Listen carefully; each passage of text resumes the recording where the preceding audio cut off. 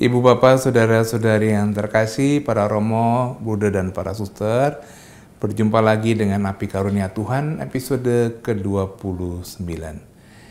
Kita sudah membahas nubuat sengsara Tuhan yang pertama, kedua, dan ketiga menurut Injil Markus. Kita pahami dalam panggung kisah sengsara Tuhan, di sana Yesus memimpin sendiri para murid berjalan menuju Yerusalem. Kita tahu para murid pun ragu, cemas, khawatir, takut, sama seperti kita. Kita bisa belajar dari para murid untuk meskipun kita cemas, khawatir, ragu dalam kehidupan, kita tetap setia di belakang Yesus mengikutinya. Kita belajar bagaimana Yesus menerima cawan. Cawan adalah suatu kehormatan. Kehormatan bagi Yesus bukan karena kekuasaan, tapi kehormatan bagi Yesus muncul dan hadir dalam sikap kesetiaan dan ketaatan pada kehendak Bapa. Semoga kita diteguhkan untuk dapat semakin setia menjalankan perutusan kita masing-masing dan mengalami pengudusan karenanya. Selamat mendengarkan, selamat merenungkan, dan selamat berdoa.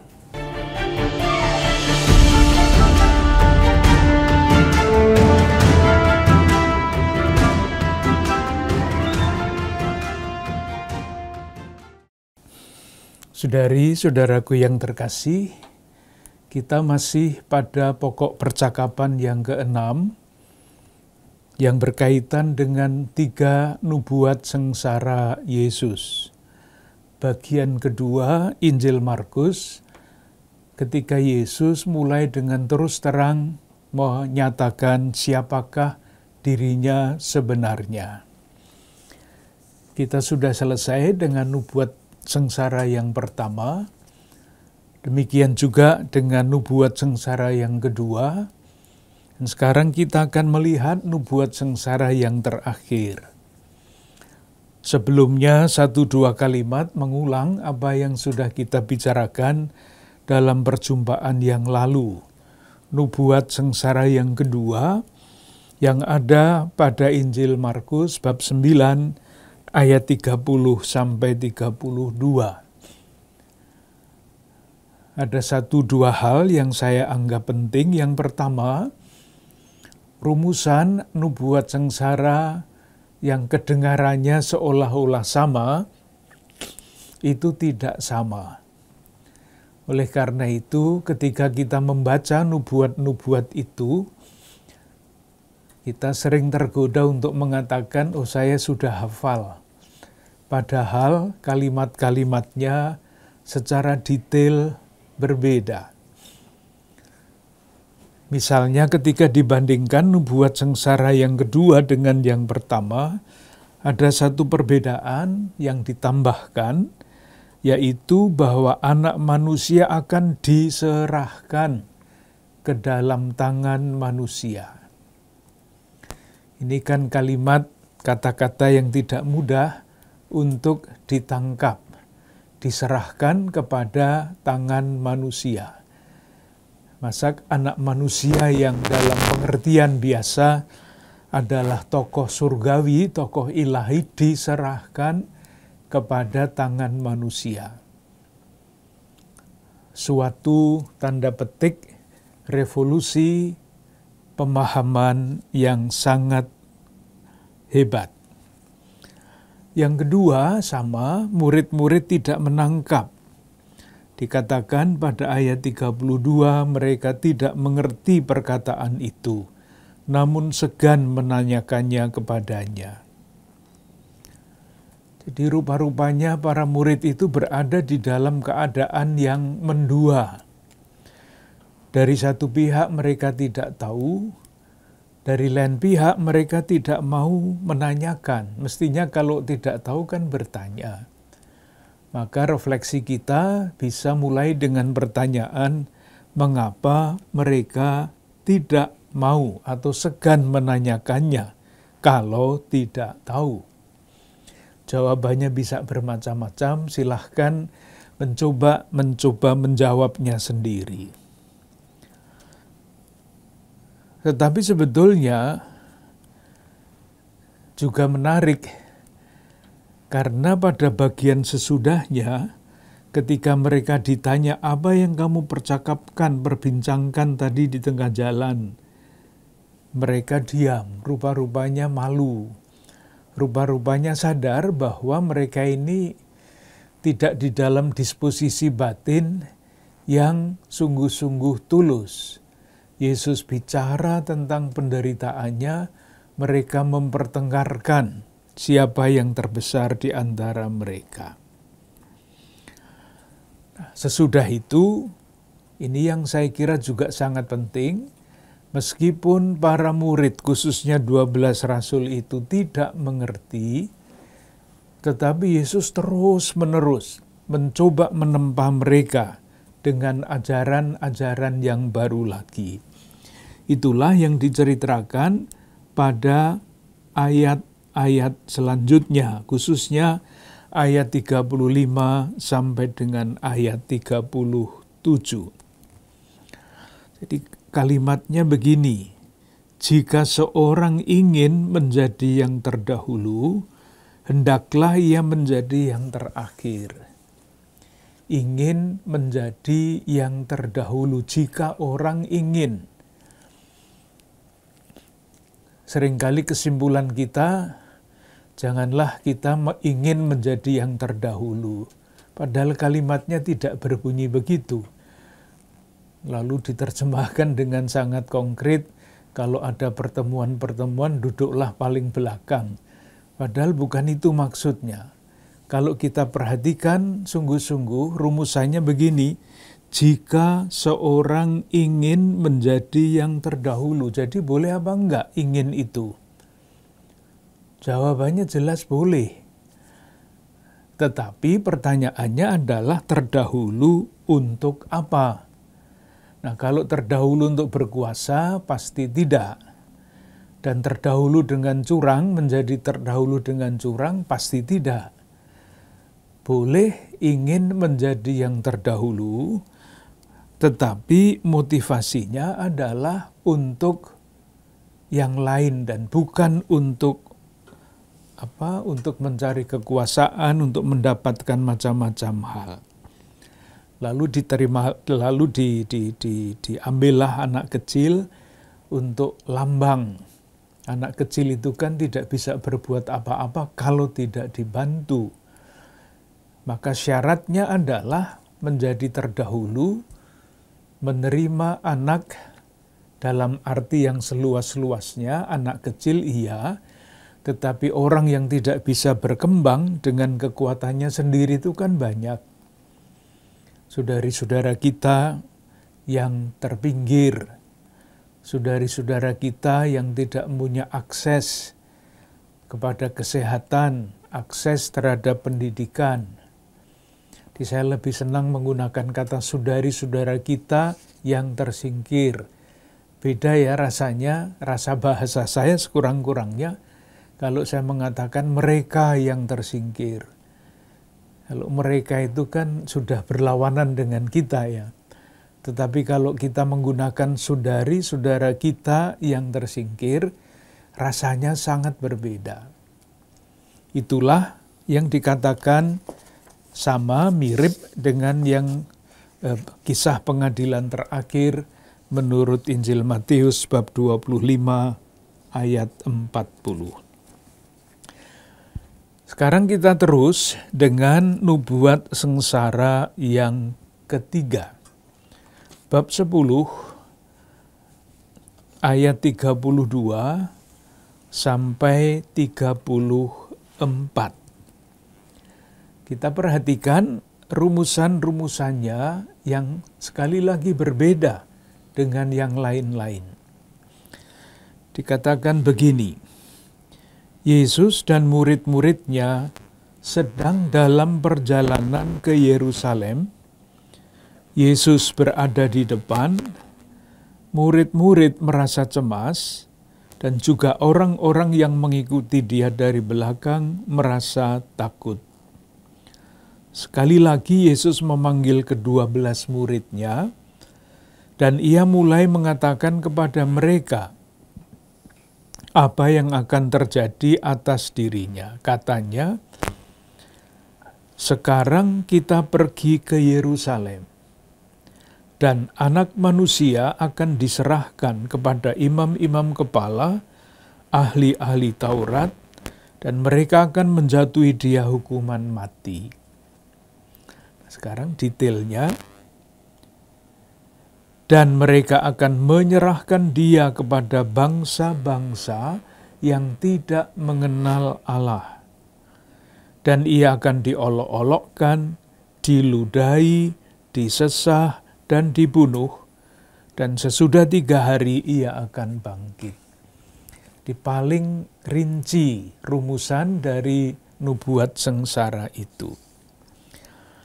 Kita lihat nubuat sengsara yang ketiga ini dengan cara yang sudah kita pakai untuk melihat yang pertama dan yang kedua. Yang pertama adalah panggung kisah.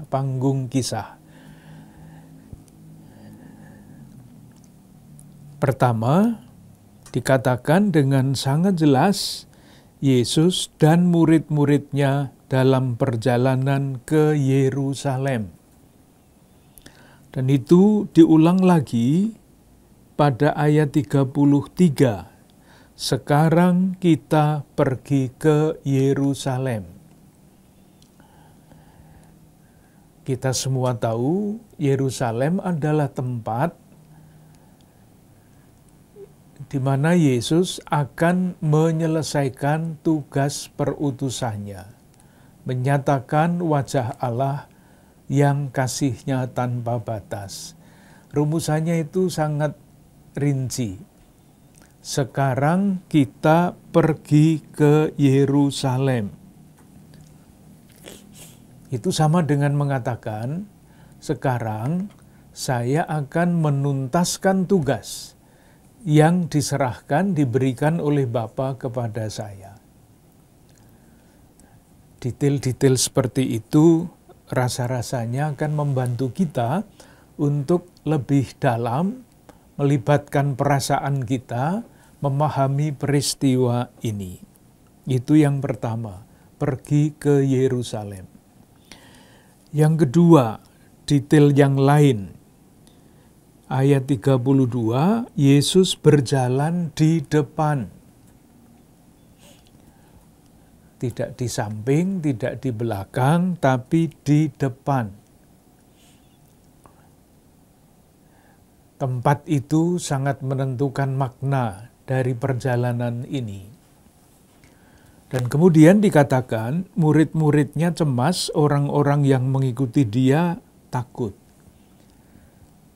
Silahkan membayangkan perbedaan situasi batin dari Yesus yang pergi ke Yerusalem dan murid-murid yang takut dan cemas.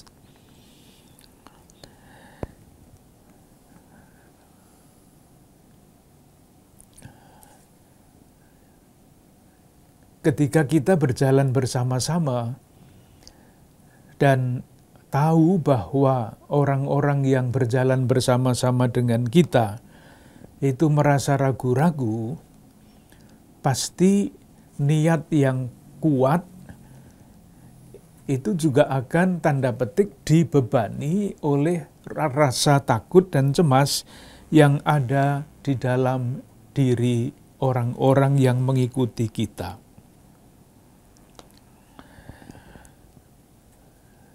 Kita bisa menarik berbagai macam kesimpulan, misalnya dalam hal seperti ini Yesus rasa-rasanya belum dimengerti oleh murid-murid yang bersama-sama dengan dia, merasa sendirian,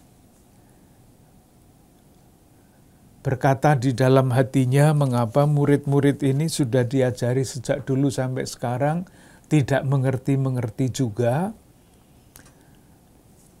Perasaan seperti itu pasti memberi nuansa kepada kisah nubuat, kisah perjalanan Yesus menuju Yerusalem itu. Yang menarik adalah ini, yang menarik. Kendati murid-murid itu takut dan orang-orang yang mengikuti dia itu cemas, mereka itu tetap saja mengikuti Yesus. Kalau mereka takut, mereka cemas, kan ada kemungkinan ya sudahlah daripada begini terus, mengikuti yang tidak jelas, nanti nasibnya juga tidak jelas, sudahlah meninggalkan Yesus saja. Tetapi pertanyaannya adalah, mengapa kendati takut dan kendati cemas, para murid dan orang banyak itu tetap mengikuti Yesus? Jawabannya bisa bermacam-macam. Salah satunya adalah ada tegangan di dalam diri mereka. Mereka kagum, mereka ingin mengikatkan diri kepada Yesus, tetapi tidak bisa melepaskan perasaan yang lain, yang cemas dan takut itu. Di dalam ketakutan dan di dalam kecemasan, mereka tetap setia. Ini nilai tertentu yang saya kira sangat penting. Kendati takut, kendati cemas, mereka itu tetap setia. Itu bisa diterjemahkan ke dalam berbagai macam pengalaman. Kendati sulit, kendati tertekan, kendati macam-macam, tetap setia mengikuti Yesus. Sekali lagi kecenderungan yang biasa loh ya. Kalau sudah begitu, sudahlah. Tidak usah melanjutkan mengikuti Yesus saja.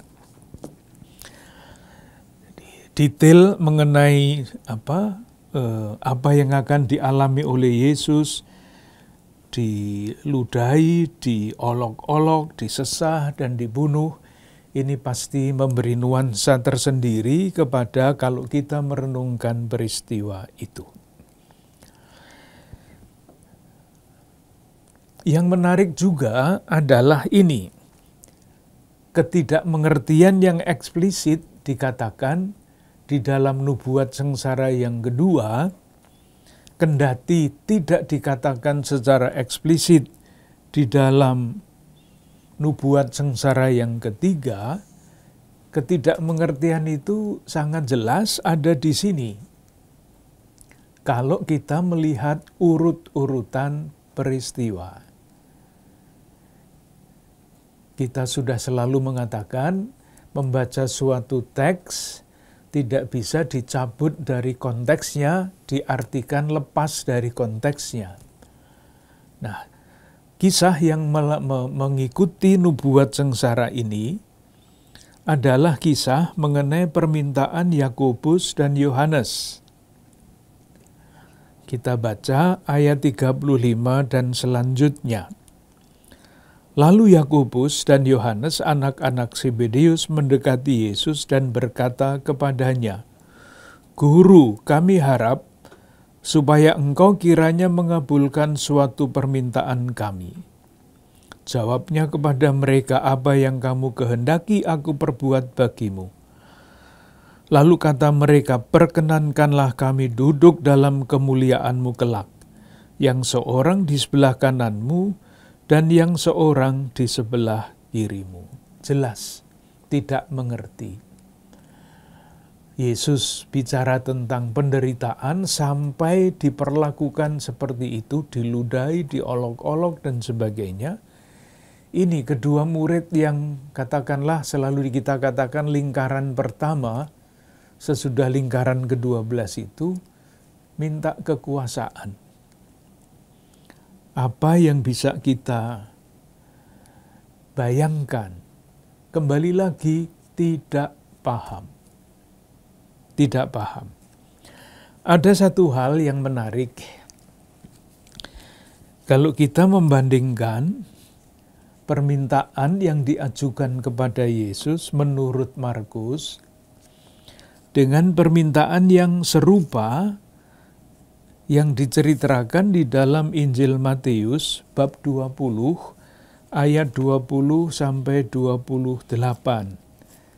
Satu hal kecil saja, tetapi kita bisa menarik kesimpulan dari hal kecil itu.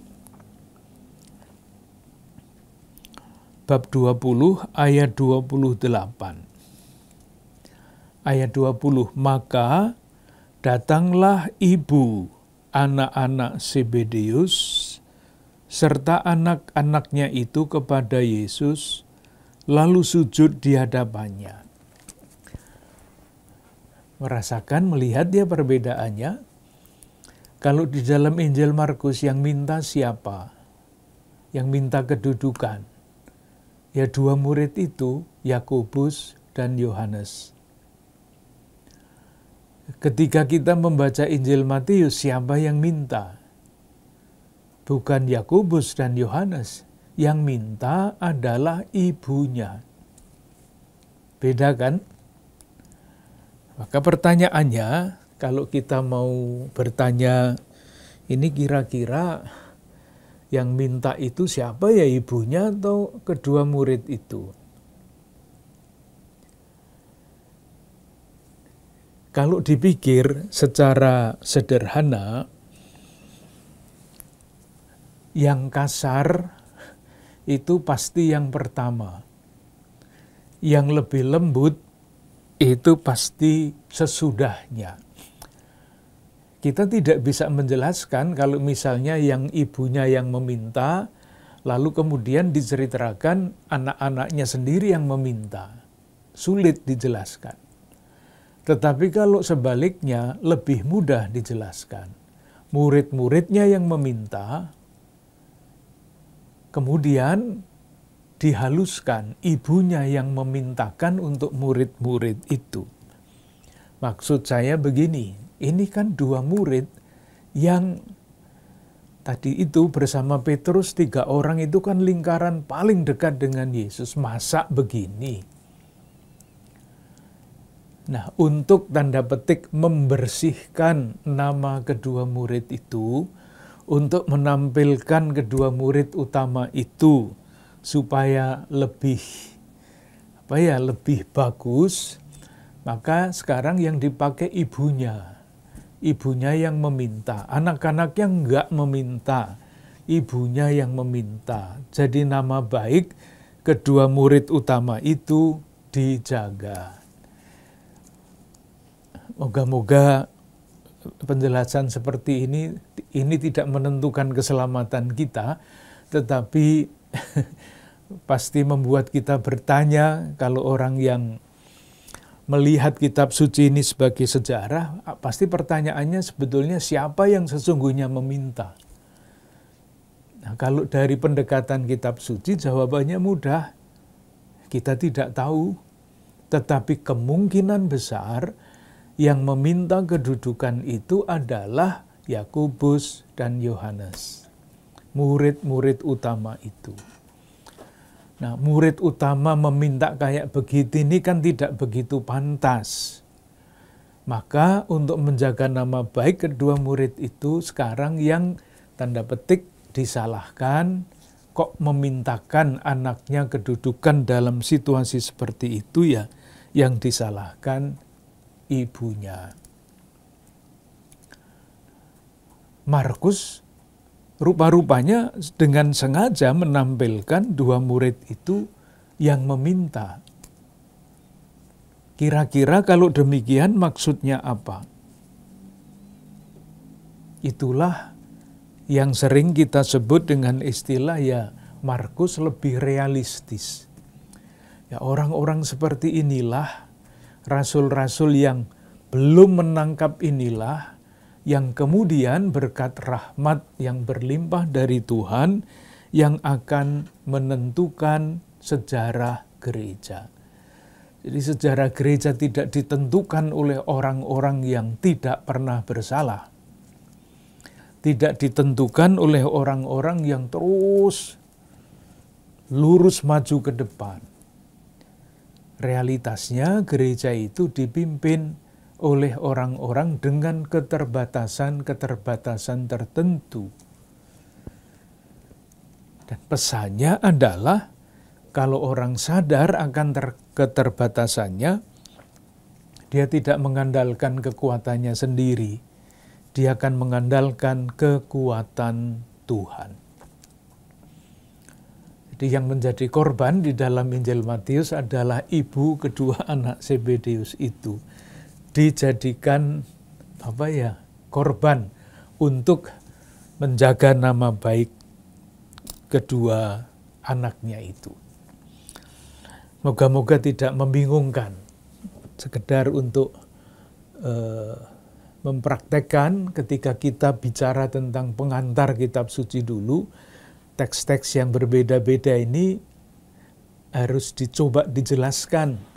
Mana yang nomor satu, mana yang menghaluskan, maksudnya apa, dan sebagainya.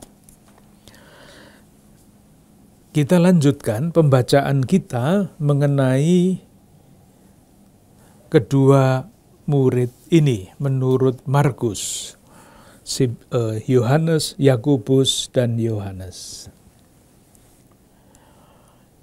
Kita bertanya, mengapa Yakobus dan Yohanes ini seolah-olah di dalam peristiwa ini tampil tanda petik di depan murid-murid rasul-rasul yang lain.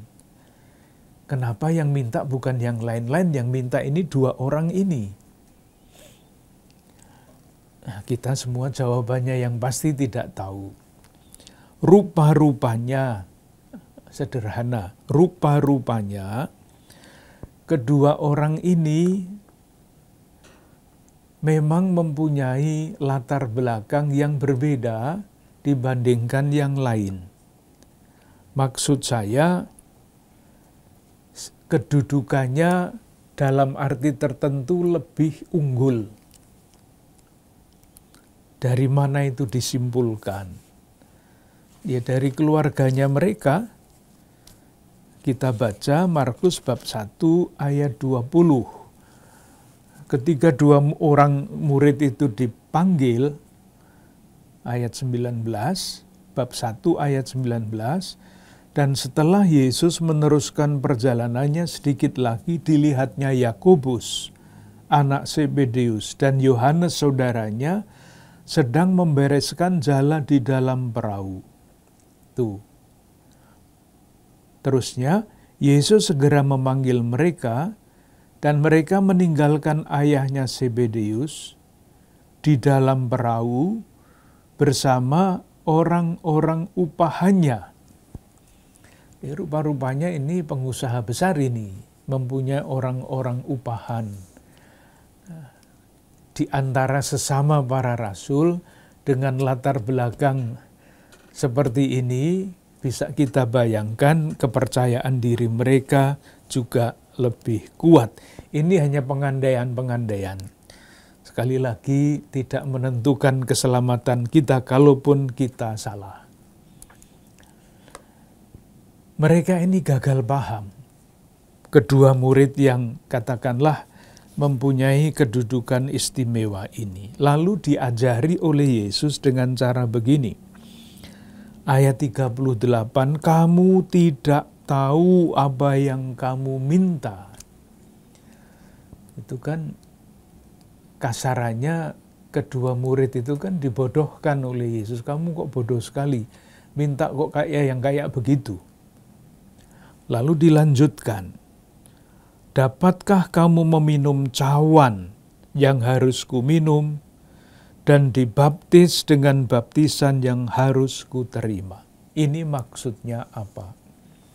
Meminum cawan yang harus kuminum dan dibaptis dengan baptisan yang harus kuterima. Kita tidak bisa memahami ini kalau kita tidak mempertimbangkan latar belakang, kebiasaan di lingkungan masyarakat pada waktu itu. Pertama mengenai cawan. Dalam suatu perjamuan, tuan rumah, kalau tamu-tamunya datang, biasa memberikan cawan kepada tamu-tamu, khususnya tamu-tamu yang terhormat.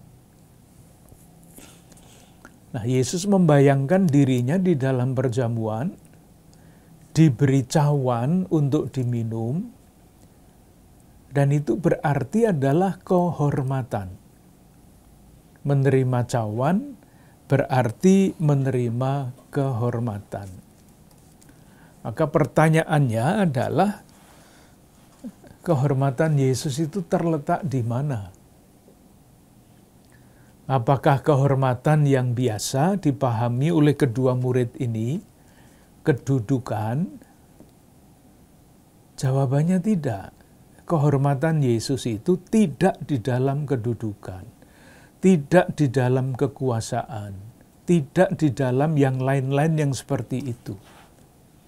Kehormatan Yesus terletak pada ketaatannya kepada perutusannya, kesetiaannya kepada perutusannya. Dan itu berarti salib.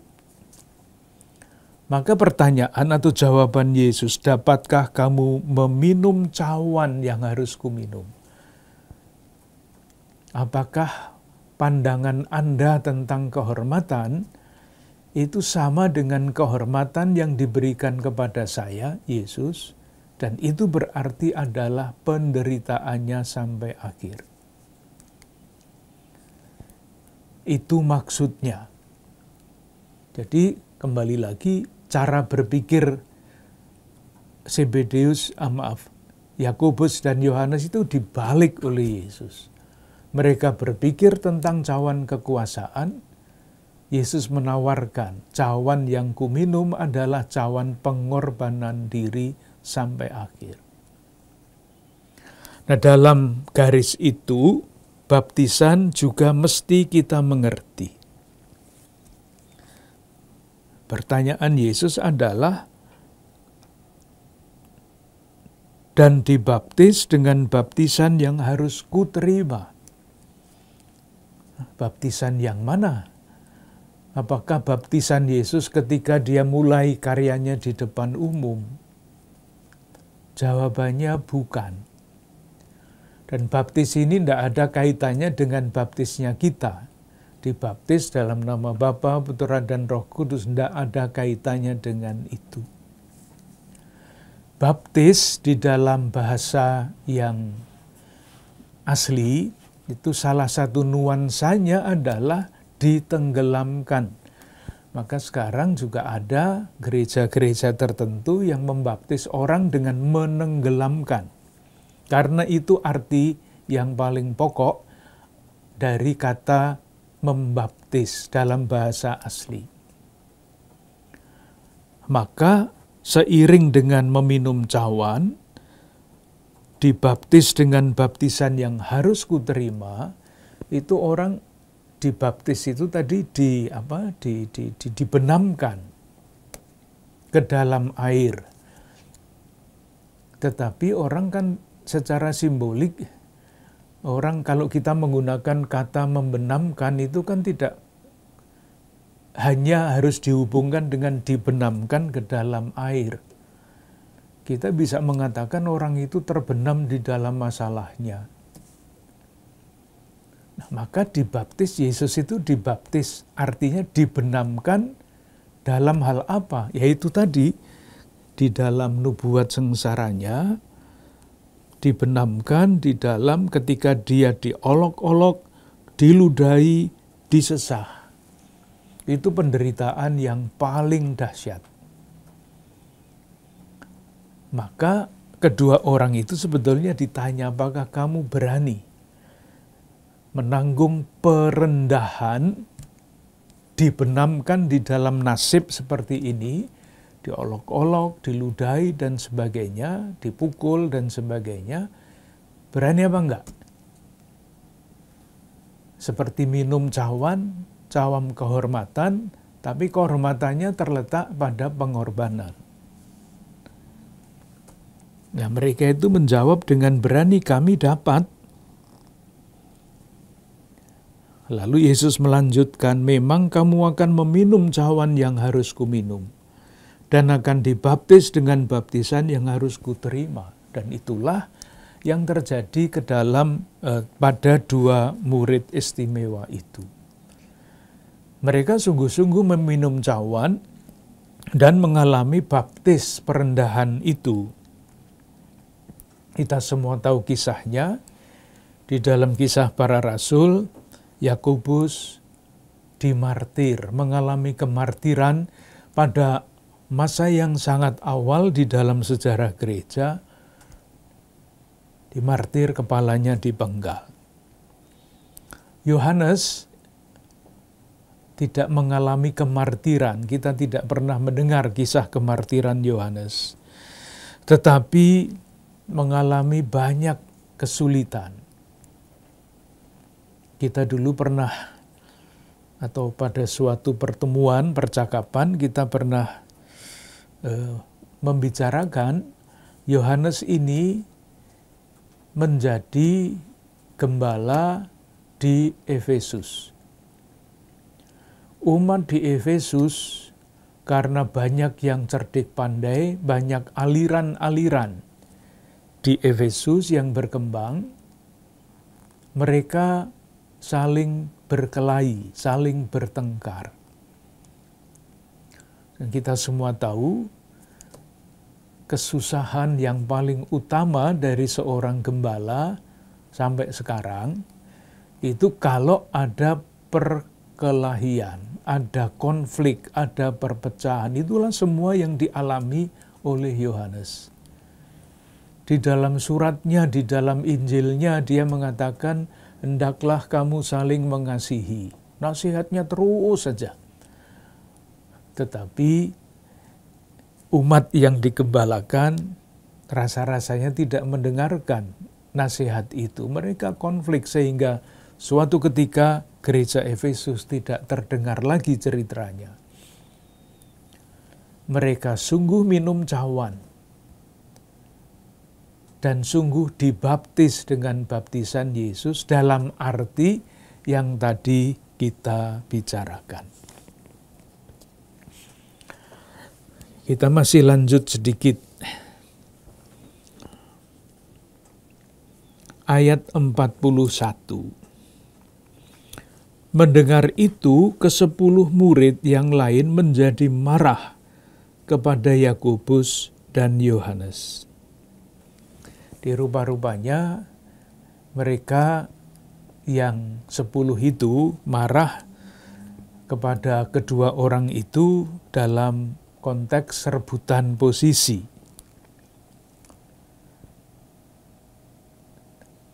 Apakah Yesus selesai dengan nasihat-nasihatnya? Tidak. Ketika Yakobus dan Yohanes tidak menangkap maksud Yesus, nubuat sengsara, diajari. Kamu bisa minum cawan, bisa dibaptis dengan baptisan yang kuterima, mereka bisa. Yang kedua, mereka marah, yang ke-10 itu, yang lain, lalu dikatakan oleh Yesus ajaran baru, disampaikan ajaran baru. Ayat 42, tetapi Yesus memanggil mereka lalu berkata, kamu tahu bahwa mereka yang disebut pemerintah bangsa-bangsa memerintah rakyatnya dengan tangan besi. Dan pembesar-pembesarnya menjalankan kuasanya dengan keras atas mereka. Tidaklah demikian di antara kamu. Lalu inspirasinya ayat 45, karena anak manusia juga datang bukan untuk dilayani, melainkan untuk melayani dan untuk memberikan nyawanya menjadi tebusan bagi banyak orang. Rupa-rupanya sejak zaman dulu sampai zaman sekarang yang namanya tanda petik kebesaran, kekuasaan itu selalu menggoda. Tapi kita juga tahu bahwa sejak dulu sampai sekarang pengajaran Yesus, pengajaran gereja itu tetap saja sama. Kekuasaan atau wewenang atau apapun kedudukan itu bukan untuk mencari keuntungan dirinya sendiri, melainkan semakin tinggi jabatannya, semestinya pelayanan yang diberikan juga lebih luas. Kata kuncinya adalah kekuasaan dilawankan dengan pelayanan. Dengan demikian kita selesai dengan nubuat sengsara yang ketiga. Moga-moga semuanya semakin jelas barang sedikit, karena memang tidak mudah memahami sengsara Yesus itu. Sekarang kita lanjutkan dengan percakapan yang ketujuh. Percakapan yang ketujuh akan berpusat pada kisah sengsara Yesus. Menurut Markus, mungkin nanti kita banding-bandingkan kalau kita melihat teks khusus supaya perkembangan pengajaran, pengembangan pesan iman di antara para penginjil itu menjadi semakin kentara bagi kita. Kita baru saja selesai dengan ketiga nubuat sengsara. Nah, kisah sengsara Yesus adalah kisah ketika nubuat-nubuat itu menjadi kenyataan. Dan kisah sengsara Yesus di dalam Injil Markus mulai dengan bab 14. Injil Markus. Saya baca ayat 1 dan ayat 2. Hari Raya Paskah dan Hari Raya Roti Tidak Beragi akan mulai 2 hari lagi. Nah, ini awalnya begini, imam-imam kepala dan ahli-ahli Taurat mencari jalan untuk menangkap dan membunuh Yesus dengan tipu muslihat.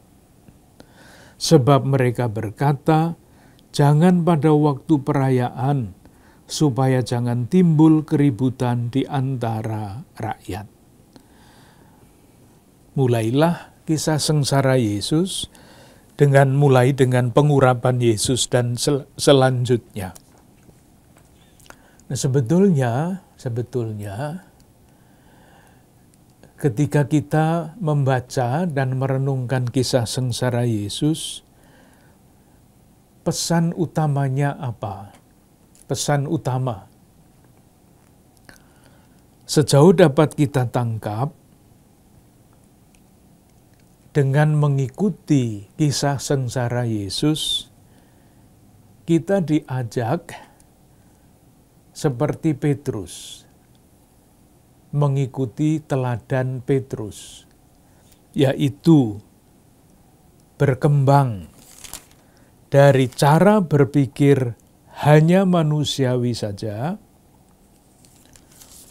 ke arah berpikir dengan pikiran Allah. Dari mana itu disimpulkan? Dari nubuat sengsara yang pertama, bab 8, ayat 33. Ketika mendengar nubuat sengsara yang pertama, Yesus menarik Yesus ke samping dan menegur dia. Alasannya apa? Saya baca, sebab engkau bukan memikirkan apa yang dipikirkan Allah, melainkan apa yang dipikirkan oleh manusia. Itu sebetulnya adalah perjalanan mengikuti kisah sengsara. Yesus menjalani kisah sengsaranya karena ia berpikir menurut pikiran Allah. Murid-murid cemas dan takut karena mereka mengikuti pikiran manusia. harus ada perkembangan dinamika, transformasi dari berpikir dengan pikiran manusia dan berpikir dengan pikiran Allah. Hal yang amat sangat sulit. Diucapkan gampang, konsepnya mudah. Tetapi ketika kita mencoba mengikuti sungguh-sungguh dan berubah di dalam cara berpikir, itu sangat manusiawi, sulit. Dengan nanti akan kita lihat bahwa Yesus pun tidak berhasil sampai akhir ketika Yesus ditangkap, kita semua tahu murid-murid lari. Artinya sampai akhir Yesus gagal. Tetapi cerita Injil tidak berhenti di situ, nanti ada lanjutannya. Proses untuk memahami kisah sengsara itu panjang, sangat-sangat panjang. Nah, supaya kesimpulannya jelas, nanti kita akan sampai kemana. Kesimpulannya saya ceritakan dulu, nanti baru sesudah itu jalannya. Apa sebetulnya makna dari kisah sengsara yang panjang itu?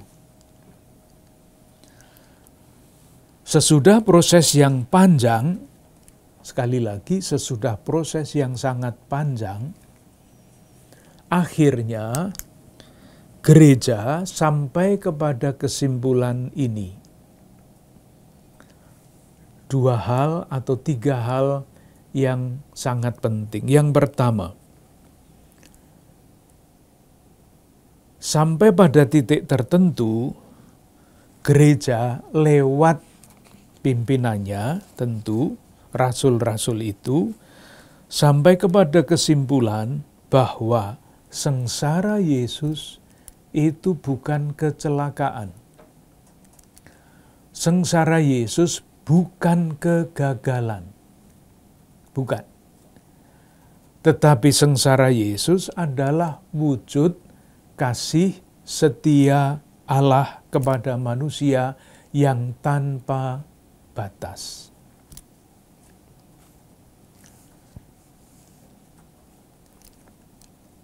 Dari mana itu kita simpulkan? Ada beberapa ayat yang bisa kita baca. 1-2 ayat ya. Satu, yang pertama surat kepada orang Roma, bab 5, ayat 6 sampai 8. Surat kepada orang Roma, bab 5, ayat 6 sampai 8. Kalau dibaca pelan-pelan menjadi sangat jelas. Karena waktu kita masih lemah, Kristus telah mati untuk kita, orang-orang durhaka, pada waktu yang ditentukan oleh Allah. Kristus telah mati untuk kita, orang-orang durhaka. Sebab tidak mudah seorang mau mati untuk orang yang benar. Mati untuk orang yang benar itu tidak gampang. Tetapi mungkin untuk orang yang baik ada orang yang berani mati. Sulit tetapi mungkin masih ada. Akan tetapi, nah sekarang kuncinya, Allah menunjukkan kasih-Nya kepada kita oleh karena Kristus telah mati untuk kita ketika kita masih berdosa. Ini ayat-ayat kunci yang merupakan kesimpulan dari proses perjalanan pergulatan iman yang panjang. Tidak tiba-tiba kalimat seperti ini muncul, dan di balik kalimat itu ada proses panjang yang dijalani oleh gereja sejak awal. Akhirnya sampai kepada kesimpulan bahwa Yesus itu mati untuk kita ketika kita masih berdosa. Bahasa Injil lain lagi. Kalau kita melihat Injil Yohanes bab 13, ini praktis perjamuan terakhir, Yesus mencuci kaki murid-muridnya. Apa yang dikatakan di sana, ayat 13, bab 13 ayat 1. Sementara itu, sebelum hari raya Paskah mulai, Yesus telah tahu bahwa saatnya sudah tiba untuk beralih dari dunia ini kepada Bapa. Nah sekarang, sama seperti ia senantiasa mengasihi murid-muridnya, demikianlah sekarang ia mengasihi mereka sampai pada kesudahannya. Itu artinya setuntas-tuntasnya, sehabis-habisnya. Rumusan yang berbeda, maksudnya sama. Sengsara Yesus adalah kisah kasih Allah. Nah, biasanya kisah kasih itu kan panjang, maka kisah sengsaranya panjang. Apalagi nanti kalau kita membaca Injil yang lain, Injil Markus terpendek, Matius dan Lukas lebih panjang. Itu yang pertama. Yang kedua, kembali lagi ini adalah buah dari proses panjang perenungan makna sengsara Yesus. Kita semua tahu, semua orang itu pasti mempunyai beban kehidupan, sengsara. Apapun bentuknya. Gereja awal juga mengalami hal yang sama. Bentuknya adalah penganiayaan. Bentuknya penganiayaan. Maka mereka bertanya, ketika belum mengikuti Yesus, kami tidak sengsara. Sesudah mengikuti Yesus, kami dianiaya. Terus apa artinya pengalaman hidup seperti ini? Tidak ada gunanya atau bagaimana? Nah itulah yang dijawab sesudah perenungan yang sangat panjang, kembali lagi. Dan salah satu buahnya dapat kita baca di dalam Kisah Para Rasul bab 4 ayat 23 sampai 30. Kisah Para Rasul bab 23 sampai 31. Latar belakangnya adalah penganiayaan, gereja Yerusalem lahir, mereka mulai dianiaya. Ketika mengalami penganiayaan, jemaat itu berdoa bagaimana? Doa jemaat yang mengalami penderitaan seperti itu, doanya bagaimana? Saya tunjukkan 1-2 ayatnya, sudah beberapa kali kita lihat teks ini karena bagus, penting. Yang pertama, jadi struktur doanya. Ayat 24. Ya Tuhan, Engkaulah yang menjadikan langit dan bumi, laut dan segala isinya. Jadi penderitaan, penganiayaan mereka alami ketika berdoa tidak langsung tembak, Tuhan bebaskanlah kami dari penderitaan ini, enggak.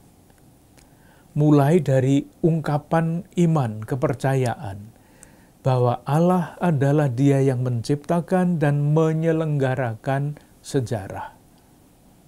Jadi mereka menempatkan diri di dalam keyakinan iman. Dan kemudian ayat 25 dan selanjutnya itu bicara mengenai nasib Yesus. Ayat 27, ayat 25 dan 26 itu mengenai Yesus. Lalu ayat 27,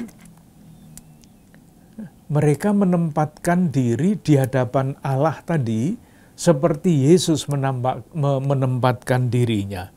Saya baca, sebab sesungguhnya telah berkumpul di dalam kota ini Herodes dan Pontius Pilatus beserta bangsa-bangsa dan suku-suku bangsa Israel melawan Yesus, hamba-Mu yang kudus yang Engkau urapi, untuk melaksanakan segala sesuatu yang telah Engkau tentukan dari semula oleh kuasa dan kehendak-Mu. Yesus. Nah, ayat 29, dan sekarang ya Tuhan. Jadi Yesus dulu, sekarang kami mengalami hal yang sama. Seperti Yesus mengalami. Lalu doanya, ayat 29, lihatlah bagaimana mereka mengancam kami, dan berikanlah kepada hamba-hamba-Mu keberanian untuk memberitakan firman-Mu. Jadi memberi makna kepada penderitaan. Seperti Yesus dulu menderita di bawah Herodes dan Pontius Pilatus, sekarang gereja juga menderita. Penderitaan yang tanpa makna bukan, penderitaan yang bermakna. Mungkin lebih mudah daripada membaca ayat yang panjang ini, kita melihat ayat-ayat yang pendek dari surat Rasul Paulus misalnya. Surat kepada orang Kolose, bab 1 ayat 24. Paulus memberi nasihat dengan pengalamannya sendiri bagaimana dia memaknai penderitaannya. Sekarang aku bersukacita bahwa aku boleh menderita karena kamu. Ini kata boleh ini penting. Jadi menderita bagi Paulus itu bukan nasib jelek. Menderita bagi Paulus adalah privilegi, anugerah khusus boleh menderita. Aneh kan? Ya, bagi pikiran biasa memang aneh. Tetapi itulah buah dari perenungan mengenai sengsara Yesus. Kita lanjutkan. Bahwa aku boleh menderita karena kamu, yang sekarang, dan menggenapkan dalam dagingku apa yang kurang pada penderitaan Kristus untuk tubuhnya, yaitu jemaat. Bukan main, penderitaan itu biasanya tidak ada artinya. Sepintas itu hanya nasib buruk saja.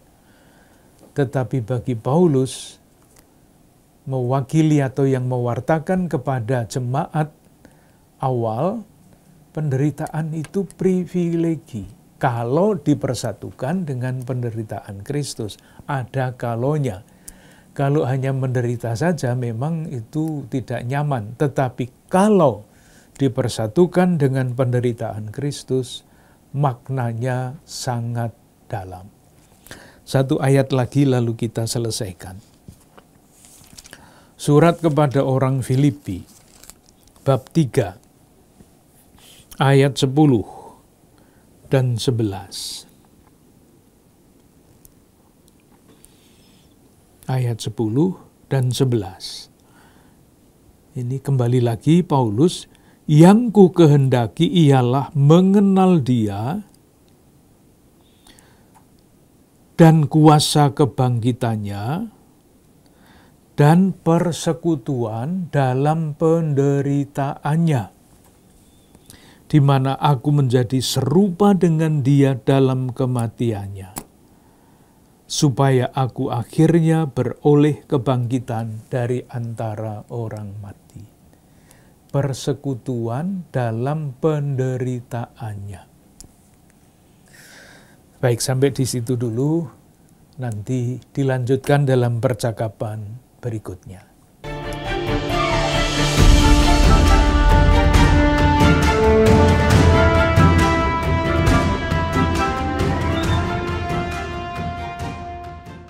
Saudara-saudari yang terkasih, kita bisa belajar dari Rasul Petrus dalam kisah sengsara maupun dalam nubuat-nubuat Tuhan. Bagaimana Rasul Petrus mengalami perubahan pola pikir dan sikap. Akhirnya Petrus memahami cara Allah menyelamatkan. Saudara-saudara yang terkasih, kisah sengsara Tuhan kita lihat hasilnya pada masa-masa selanjutnya. Bagaimana wafat sengsara Yesus disalib dan kebangkitannya sungguh membentuk selain keselamatan bagi manusia, tapi juga membentuk karakter umat, karakter gereja perdana. Bahwa gereja perdana ketika mengalami saat-saat sulit, mereka juga sama seperti kita berdoa dengan penuh keyakinan. Keyakinan apa? Keyakinan bahwa sengsara Yesus merupakan wujud kasih setia Allah pada manusia tanpa batas. Kita mohon rahmat Tuhan agar perjalanan hidup kita pun boleh menjadi kekuatan dan peneguhan bagi sesama kita, khususnya mereka yang sedang kesulitan, sedang lemah, dan sedang butuh bantuan. Semoga saudara-saudari sekalian beserta keluarga menjadi penyalur berkat, penyalur kasih Tuhan yang tanpa batas kepada sesama, karena diteguhkan oleh berkat Allah yang Maha Kuasa, Bapa, Putra, dan Roh Kudus. Amin.